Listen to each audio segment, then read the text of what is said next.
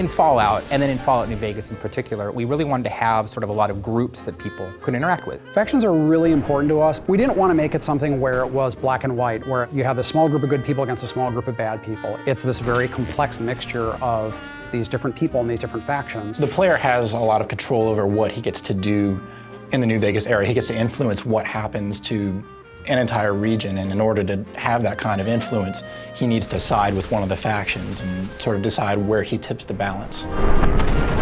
It's all about war, and that's what Fallouts have been about, is war. And so how we're really showing that is war between these factions. We want the player to sort of have that hesitation when they're like, where do I really stand with these organizations? Like, is it really the right thing to back X, Y, or Z? And even if I go off on my own, what does that mean for everyone who's living in the world of New Vegas? We have three primary factions, one of which is the New California Republic. Which is this big, sprawling government that's gotten too big for its own good. It's so big, it can't control its own territories, it can't police its own laws, it certainly can't protect its own citizens. We felt it was really important to include the New California Republic because that was a faction that was developed in some of the earlier titles. NCR is established after the events of Fallout 1 and has a major presence in Fallout 2. And in Fallout 3, they're like a early 20th century United States frontier government. They're pushing eastward, trying to soak up as many resources as they can, annex as much territory as possible. It's basically a nascent nation state. It is doing its best to resurrect this idea of representative government. It's also, at the same time, a corrupt bureaucracy.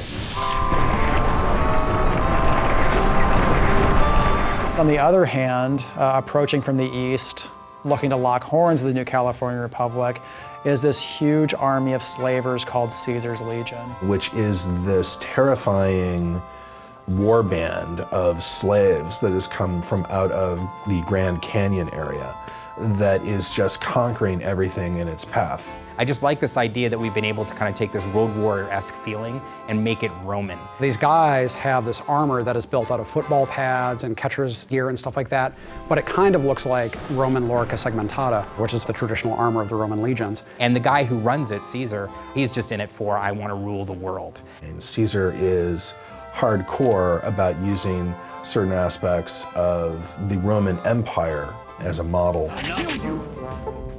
I think it's a really cool organization just visually to deal with, and then also once you get into the nuances of their culture, it's a kind of interesting thing.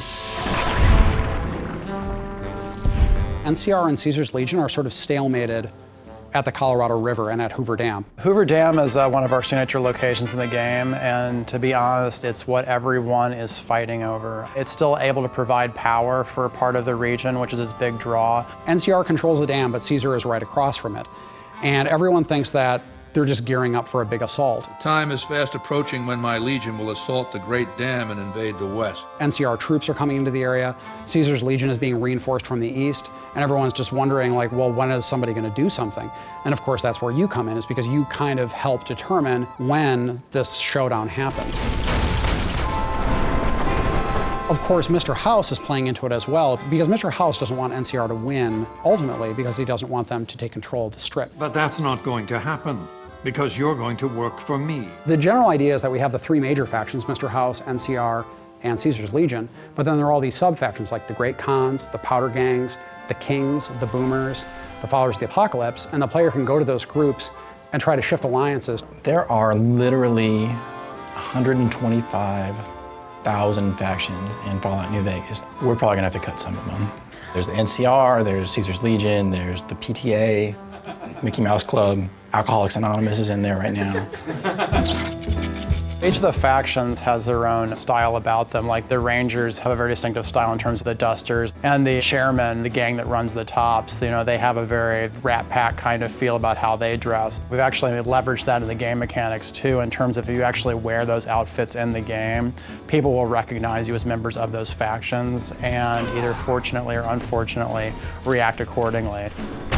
One feature we've added for Fallout New Vegas is the concept of being able to disguise yourself as a member of a faction, even if you're working against them, so you can put on like a military uniform and sneak into a military base.